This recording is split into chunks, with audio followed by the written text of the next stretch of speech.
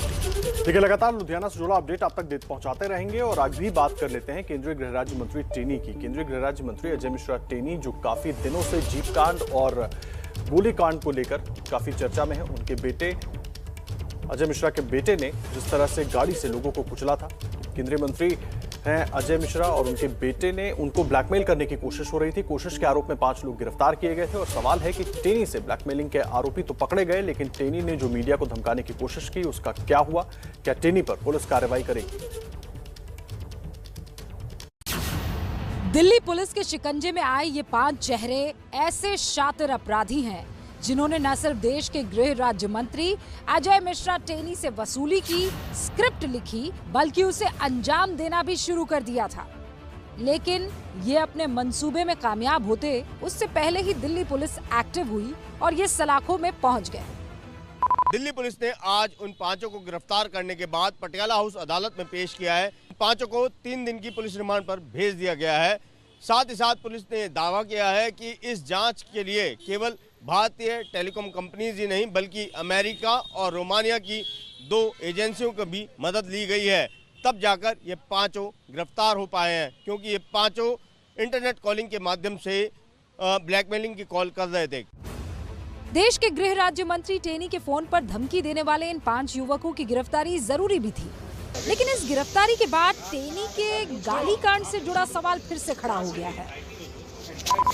सवाल यह है कि जब टेनी को धमकी देने वाला शख्स 5 दिन के अंदर गिरफ्तार हो सकता है, तो पत्रकारों को धमकाने और गाली गलौज करने वाले मंत्री टेनी पर कार्रवाई क्यों नहीं हुई? जबकि मंत्री जी का गाली कांड तो इस वारदात से भी पुराना है। मंत्री जी ने कैमरे के सामने एबीपी न्यूज के रिपोर्टर्स से गाली गलौज की थी।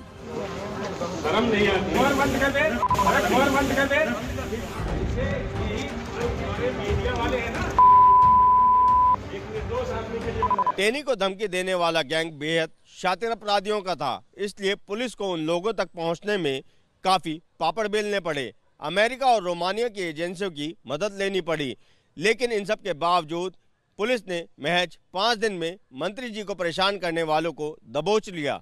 लेकिन उसी कानून में काम करने वाली पुलिस गाली कांड में अब तक एक्शन नहीं ले सकी है। टेनी को जो लोग ब्लैकमेल कर रहे थे, उनका मकसद पैसे की वसूली था। पुलिस के मुताबिक ये एडवांस तकनीक के इस्तेमाल में माहिर थे। इन लोगों ने टेनी के सचिव को 17 से 23 दिसंबर तक लगातार फोन किए। इन 5 दिनों में 30 से 40 बार धमकी दी गई। सभी फोन इंटरनेट कॉलिंग के जरिए किए गए और कॉल नोएडा और दिल्ली बॉर्डर से गई, ताकि मोबाइल टावर आइडेंटिफिकेशन से बचा जा सके। ये लोग मंत्री जी के आपत्तिजनक वीडियो को सार्वजनिक करने की धमकी देकर 2 करोड़ की मांग कर रहे थे। टेनी को धमकाने की साजिश में शामिल एक शख्स का पकड़ा जाना अभी बाकी है। एबीपी न्यूज उम्मीद करता है कि पुलिस जल्द ही उस तक भी पहुंचे।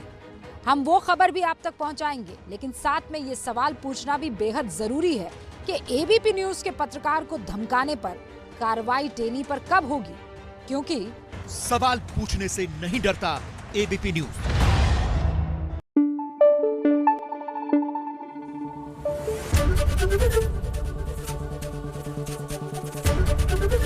एबीपी न्यूज आपको रखे आगे।